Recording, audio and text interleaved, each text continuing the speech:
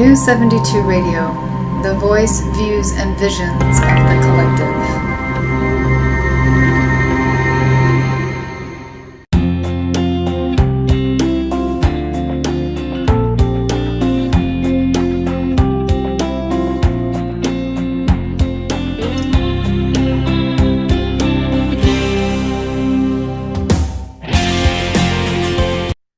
Hey everyone, good evening. This is Mary Berger with ComputerDiva and welcome to Diva Talk. This is the every other week internet-based radio show where we talk about technology. Tonight we're going to talk about a lot of different things, but first I want to acknowledge that this show is being produced and broadcast by New 72 Media, a Portland-based media company, and the technology person behind the scenes making all this happen is Kelly Lair. So thank you, Kelly from New 72 Media, for making all this happen. Like I said, my name is Mary Berger. I'm with ComputerDiva.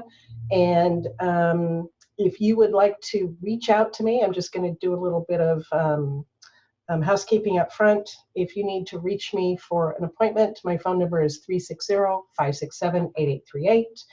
You can email me to helpdesk@computerdiva.biz. And if you'd like to make an appointment with me, my online calendar is computerdiva.biz/appointments with an S at the end. And you can find me online at Facebook at ComputerDivaWA and on Instagram at ComputerDivaMJB. So let's talk a little bit about the show. We are every other week, but 2 weeks ago, I had to cancel the show because I was sick. I have come down with the flu twice this winter, and I think I am almost recovered. I still have a little bit of throat thing going on, and I'm hoping it won't affect our show tonight. But I'm going to try and drink a lot of water tonight so that that doesn't happen. So bear with me. We, like I said, we have a few things to talk about tonight. I want to talk a little bit about technology news, what's kind of going on. And then it's going to be kind of a Q&A session. I've gathered questions from my clients from the past couple of weeks and just kind of wanted to go over those scenarios with you and give you some answers. So, top of the news right now is the city of Atlanta, who has been hit with a ransomware virus. And if you are a regular watcher of this show or reader of my newsletters or follower of me at all, you know I've talked about ransomware quite a bit. Ransomware is a virus. It's one of the worst forms of a virus. And what happens is when you get the ransomware virus on your computer, it basically takes over your computer. It totally takes over your computer screen, and that's better. I can hear better now without these earphones in. I'm just going to take one out. It takes over your entire computer screen, and it basically tells you that it has encrypted all of your data, and it is holding it for ransom, usually in the form of either some sort of debit card that you buy at the local drugstore, or through Bitcoin. Bitcoin has become the popular choice for paying for your ransom. Basically, so your data is all encrypted and you don't have access to your computer until you pay the ransom. They usually give you 3 days to pay the ransom. Well, the city of Atlanta is in, I think, day 7. And the last I heard, which was several hours ago, they were being asked to pay $51,000 in ransom, which I think is the equivalent of maybe 6 Bitcoins. So they're being asked to pay that, and they haven't paid it. So how does this happen? How do you get stuck with a ransomware virus on your computer? There's a lot of different ways, but the main ways this can happen is you are not keeping your computers up to date with updates, Windows updates, security updates. It's imperative in this day and age that you keep your computers up to date with all software updates. And you almost need to become an expert at what updates are good and what updates aren't. And if you're not an expert, you need to rely on those people who are, like ComputerDiva. So keeping your computers up to date, having really good, strong antivirus software on your computer. Windows Defender is not going to cut it. It is middle of the road, doesn't really give you good ransomware protection. You really have to go with the heavy-hitting antivirus software packages. I will talk a little bit about, in my Q&A session, about antivirus software, and one particular one that you need to steer clear of besides the one built into Windows. So you need to keep your computers up to date and really strong antivirus software. So, you know, I'm not sure exactly what happened with the city of Atlanta. I don't know if they had a lot of outdated computers. Their antivirus wasn't strong enough. An employee got an email that had an attachment, and they clicked on the attachment, and boom, their computer blew up, which then spread through the network to other computers. It's anybody's guess as to what really happened. But the best way to protect yourself, like I said, keep your computers up to date, strong antivirus software, and in order to mitigate your losses in case you are hit, you need to have a good, solid backup system. And really, the best type of backup system that is going to protect you against ransomware is an online backup service.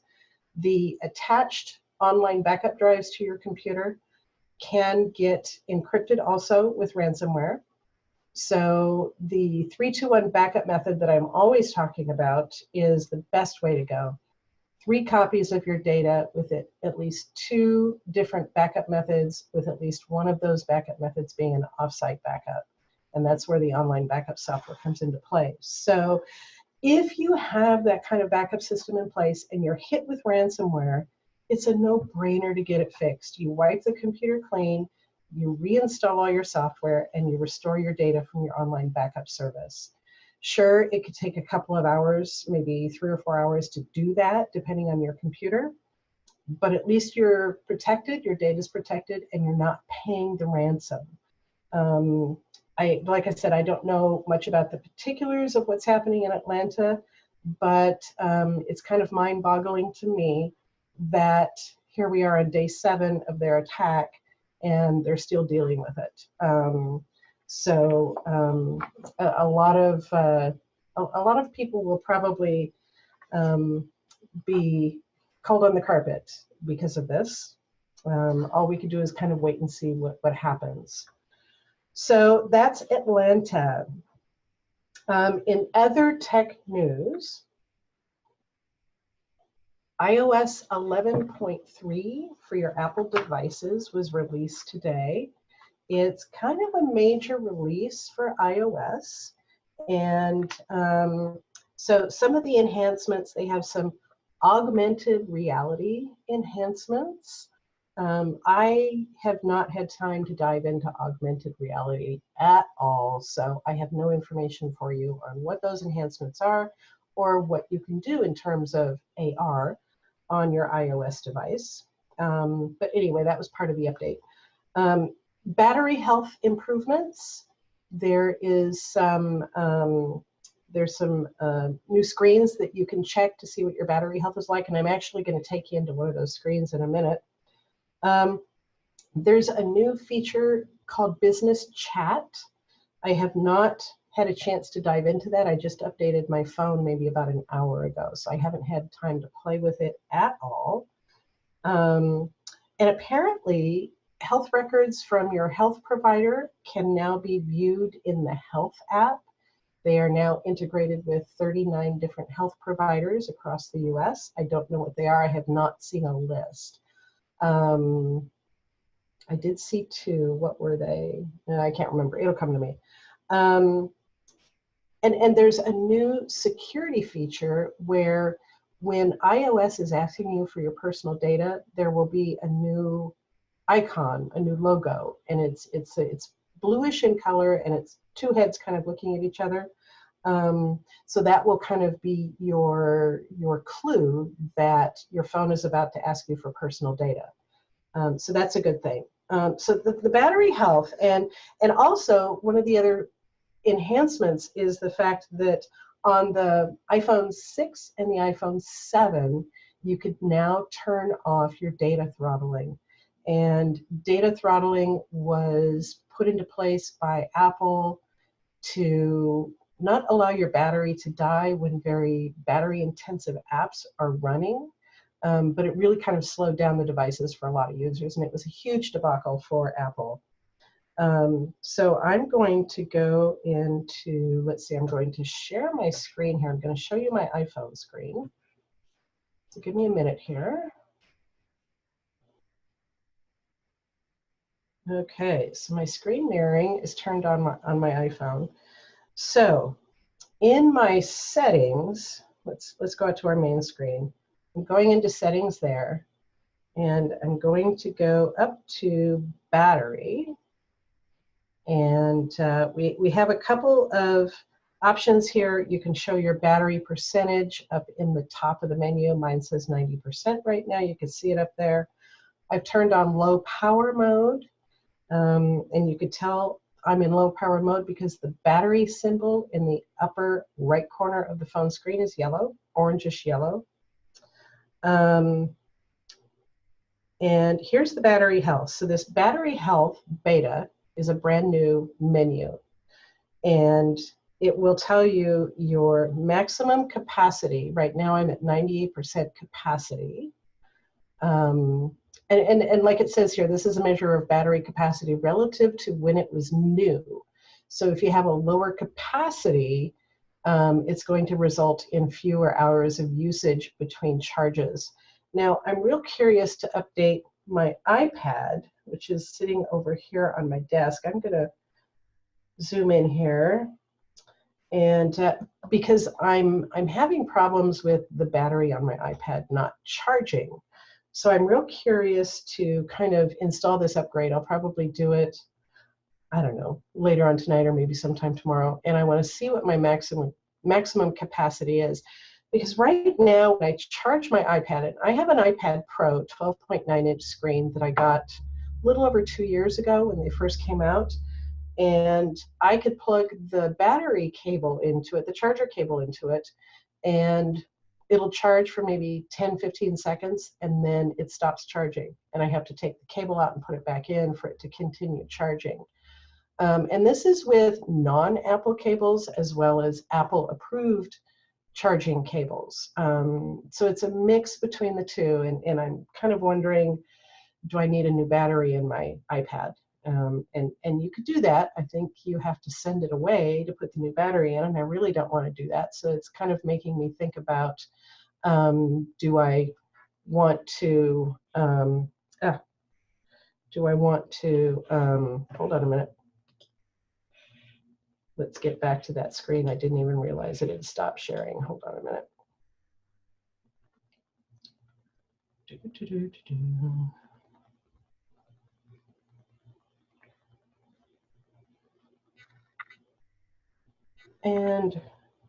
And it can't find, oh, here we go.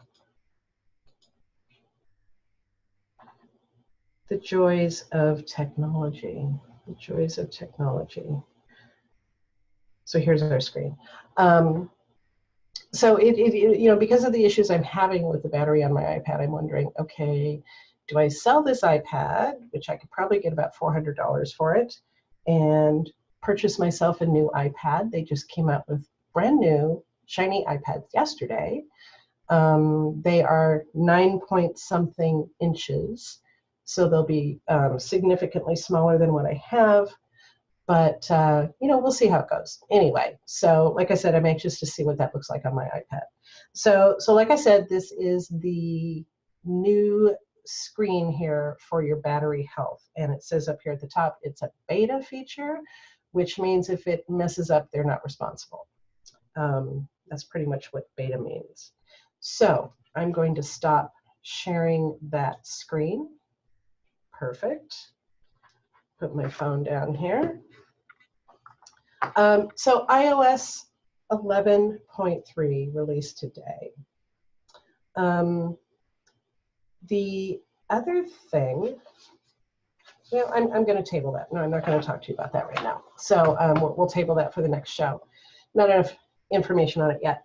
So what I wanted to kind of discuss with you is some current situations, questions that my clients have been dealing with lately, questions that they have thrown out to me for answers.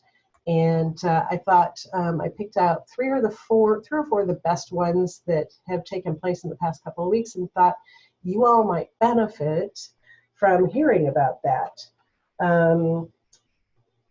So with that said, I'm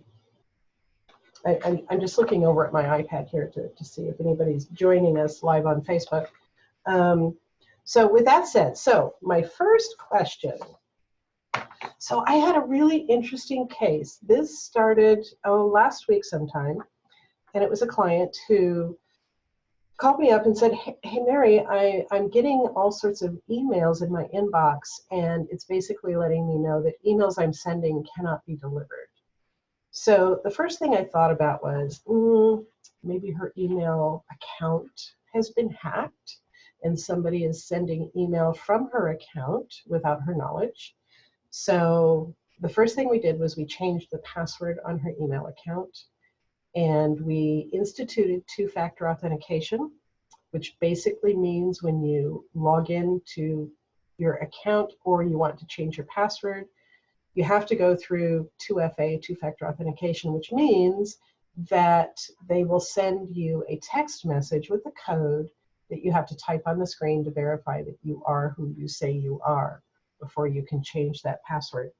So we did that, and I said, yeah, let's kind of see what happens in the next several days if you still continue to get these messages. So we kind of dropped it at that, and we touched base again this afternoon.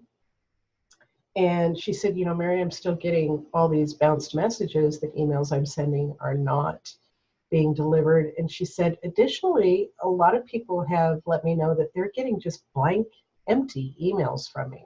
An email from her with no subject line, nothing in the body of the email message.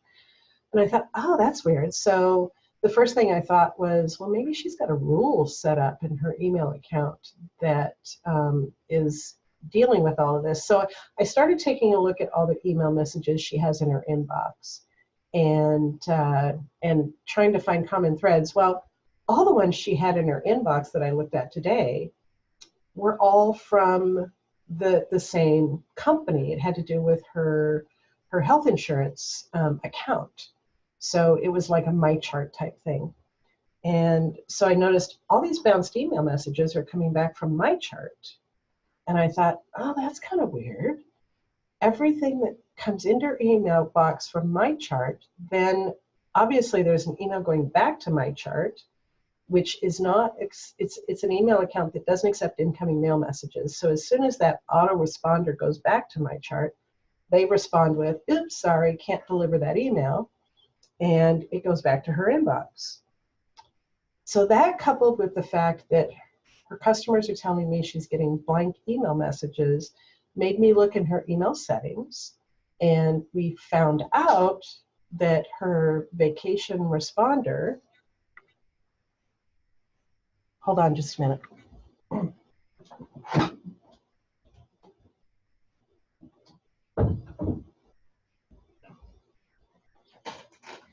Hunter has joined us.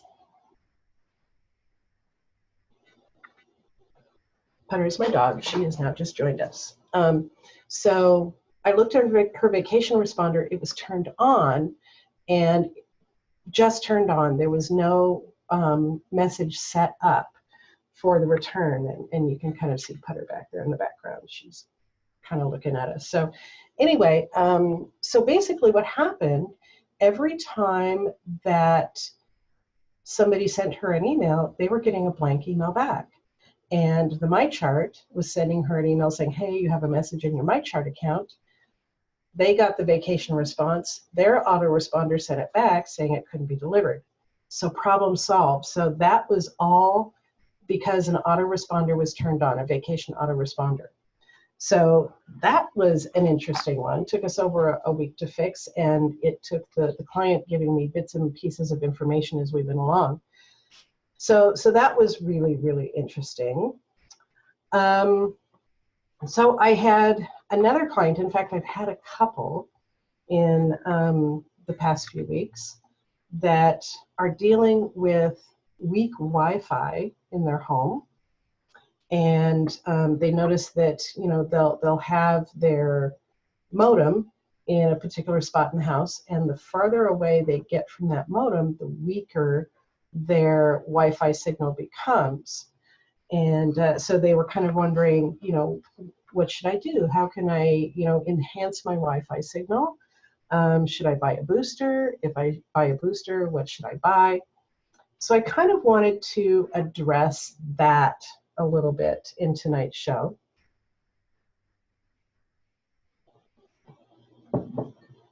The booster technology changes quite rapidly. And the technology that I have really, really found myself loving in the past 6 months is, there's a lot of different products out, but the one I've been using the most is the Netgear Orbi product, ORBI. And the Orbi is really kind of cool. It uses mesh technology, which basically means that you have your modem, and you put the Orbi Wi-Fi router, you plug it into your modem, and then there's a booster that will go somewhere else in the house, about halfway between your end peripheral of the house and your router, that will pick up the signal and boost it to the rest of the house. Now, the nice thing about the Orbi is it doesn't degrade your Wi-Fi signal. It basically has full duplex communication, which means that the signal it picks up from the main Wi-Fi router stays just as strong all the way out to the edge of the Wi-Fi mesh area. Most Wi-Fi boosters will kind of degrade that signal and cut the strength in half. So even though you're getting a signal way out at the edge of the home, it's not going to be as strong as where your Wi-Fi router is. So the Netgear Orbi is a really, really good option.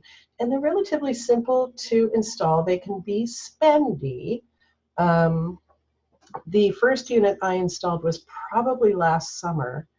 And for 2 units, it was $500.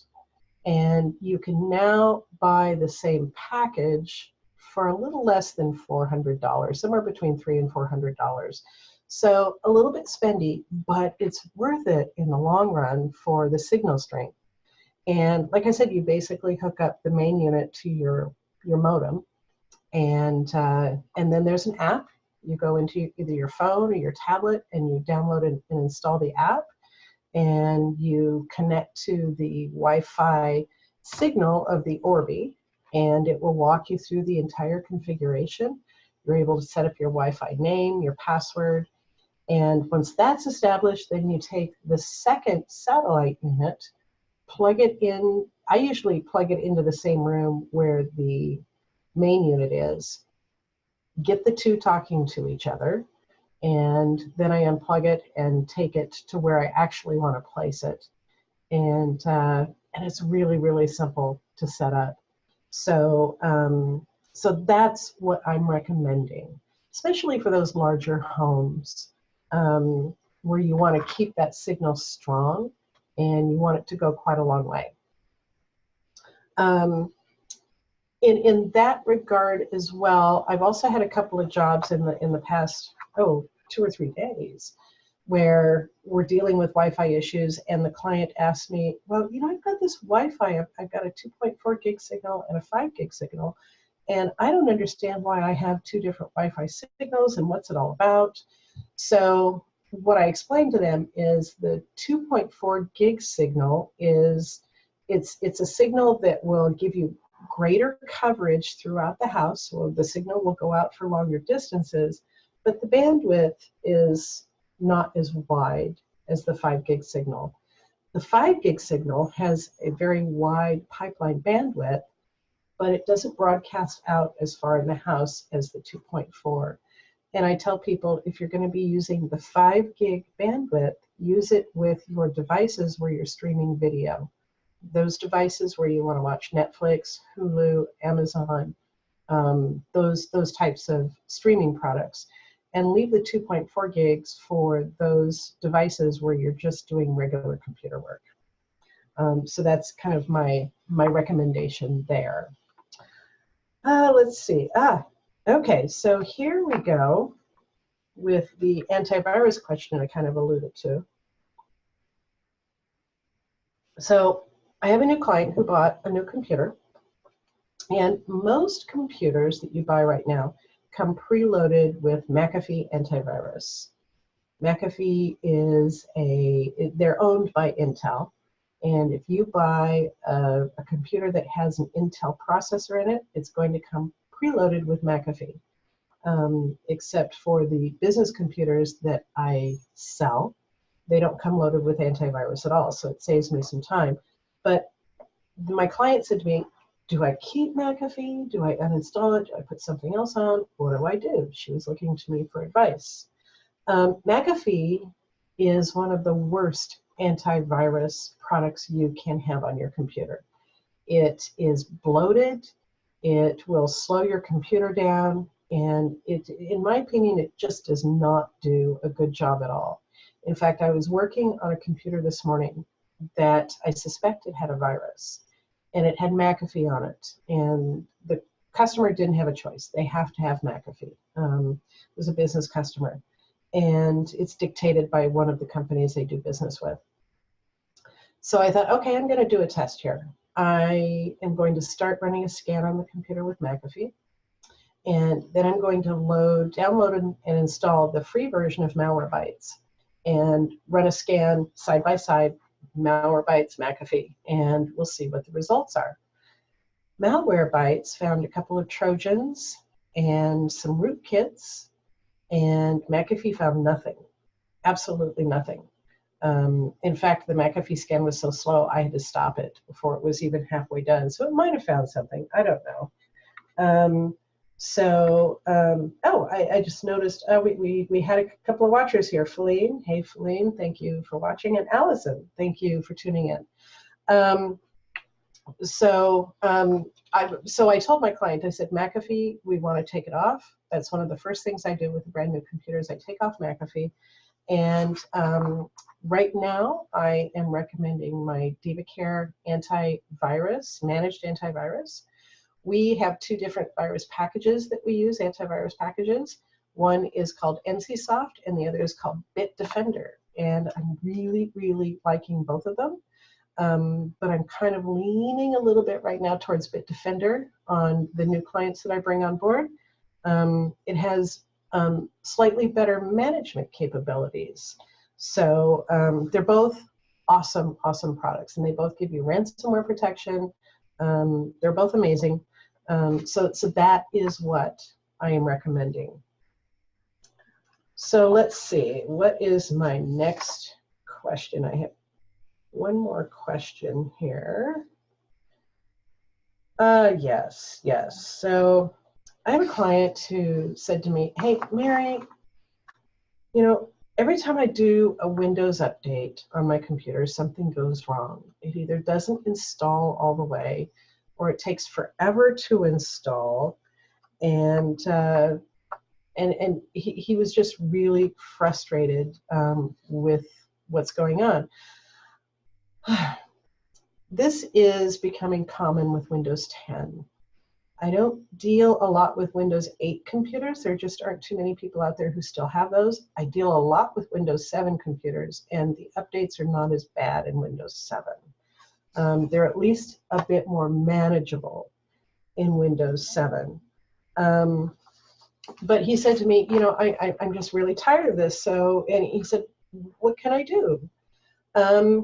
Well, I'll tell you a story. I bought a brand new laptop in January, mid-January, replaced my 5-year-old business laptop with a brand new one. And 2 weeks into owning the laptop, Windows tried to do an update, and it failed. And I thought, it's a brand new laptop. I have barely put anything on here. I put Microsoft Office, and most of my software is web-based, so there's not a whole lot to install. My needs are pretty simple, so why is it failing? And over and over and over again, the Windows update failed, and I finally turned off. And well, so now you're going to ask me, how do I turn off Windows updates? It's kind of difficult to do. You kind of have to trick it. But what I did was, first of all, you can specify the hours in which you work on your computer, your active hours. In the Windows Update area, you can specify your active hours. So I specified my active hours, I think, as being 7 a.m. until, I don't know, 9 or 10 p.m. so that Windows updates will only take place outside of those active hours. And I did notice that there were some times when my computer was kind of slowing down. And what I finally realized was that Microsoft was downloading the software onto my computer, and it was really slowing it down. So I then decided, oh, okay, I'm going to take the next step here. And the next step is for you to go in on your internet line. And usually you can do this when you're hooked up to Wi-Fi. I think I actually put it on a wired connection as well. But you want to specify that you have a metered connection. And a metered connection is one where you are given so much data in your bandwidth per month. And if you go over that data, then either your data line will be throttled, meaning you'll be slowed down quite a bit. Your data line will be deliberately slowed down. So that's what I did. And I have not had my computer try and do an update since. So basically a metered connection, like I said, when you have limited bandwidth, or if you have a hotspot. I do have some clients who have the little Verizon MiFi hotspots. In fact, I saw one today. And so she had the hotspot. She has a Windows 10 laptop. And she said, Mary, she said, we always were able to operate off of 6 gigs of bandwidth a month, and no problem. And pretty soon we were told by Verizon that we're about to go over that. And we just didn't understand why. We don't use it that much.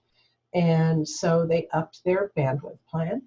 And so they've had to up it a few times now. And now they're up to 16 gigs a month. And they're just confused. They don't know why they're using that much bandwidth on their computer. And I was able to go into the settings. And in Windows 10, it will actually tell you how much bandwidth you've used throughout the month and what is using it. And in her computer, it basically said that most of that is being used by the system, meaning Windows updates. So I put her on a metered connection, and it was in the process of doing a Windows update when I did that. So we had to let that finish. And so now that she's on a metered connection, Windows should not force her to do updates. Microsoft is still forcing some updates, like really critical security updates through a metered connection, but feature-rich updates, like their Fall Creators Edition and their Spring Creators Edition, hopefully they are pushing those through. So Microsoft has become very aggressive with how they push their updates through. So that's kind of what we had to do with that. Oftentimes, the Windows updates will actually do damage to your operating system. I've had several of those in the past month. And basically what we have to do is a refresh on the computer and start from scratch. Now, a refresh will not affect your data at all. It only affects the operating system, and it will also uninstall any software that you added onto the computer from the time you purchased it until the date that we do the refresh. The refresh is really simple to do, but it does require some work on the back end after it's finished refreshing to reinstall your software, your printer drivers, all that sort of stuff. So it's not something you want to do lightly, because you have to do that reinstall. so that is that. So those were the questions I had, and I wanted to, hey Julie, thanks for watching. Good to see you. So I wanted to deliberately keep this short tonight because of my throat thing, and I know that it's going to start kind of wigging out on me. But I do want to share with you, for those of you who know me, just a small, simple pleasure of mine. I wanted to share something that made me smile today. And I am a member of the Sock of the Month Club. And today I got my April socks. And these I call my ping pong socks. Really, really cute socks. They have little ping pong paddles on them and the words ping pong on them. So these are my April socks of the month. So looking forward to wearing those. I will save those for April, which is Sunday. So with that said, that is our show for tonight. And we have another show 2 weeks from tonight, which would be April 12th at 7 p.m. And we will be broadcasting live on Facebook. So I want to thank everybody who watched. And for those of you who haven't been able to make it in tonight, we will have this posted up on the New 72 Media YouTube channel, as well as my YouTube channel, the ComputerDiva YouTube channel, by early next week. And I thank everyone for watching. I thank Kelly at New 72 Media for being the brains behind all of this and for giving me the opportunity to do this. And I will see you all in 2 weeks. And in the meantime, if you have any technology questions for me, feel free to shoot them to me at helpdesk@computerdiva.biz. And they may make it in the show in 2 weeks. So good night, everybody. Happy Easter, happy spring break, whatever it is you celebrate. I wish you the best. Good night.